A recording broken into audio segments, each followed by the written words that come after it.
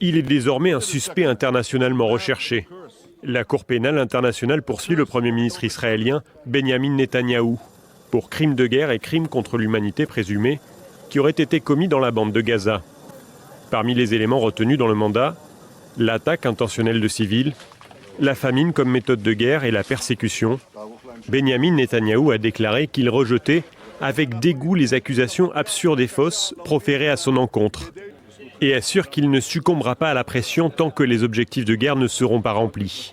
Il qualifie d'ailleurs ces poursuites d'antisémites, comme il l'avait fait en mai dernier, lorsque le procureur de la CPI, Karim Khan, avait réclamé ses mandats d'arrêt. Quand la Cour pénale internationale enquête sur Israël pour de faux crimes de guerre, c'est de l'antisémitisme à l'état pur. Un mandat vise également l'ancien ministre de la Défense israélien Yoav Gallant. Réputé pour ses prises de parole univoques, il est poursuivi pour les mêmes crimes.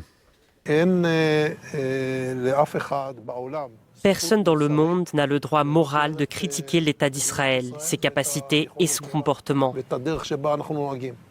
Les dirigeants israéliens ont unanimement critiqué la décision de la Cour, décision saluée au contraire par les organisations de défense des droits de l'homme, mais aussi par le Hamas, qui exhorte la CPI à réclamer des comptes à tous les dirigeants israéliens.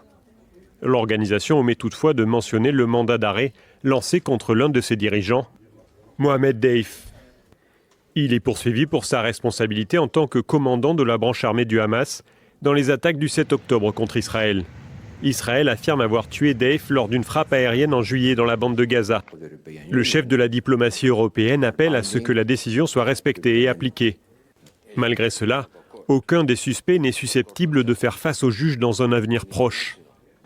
La CPI, qui compte 123 pays membres, ne dispose pas de sa propre police et repose sur la coopération des États pour procéder aux arrestations.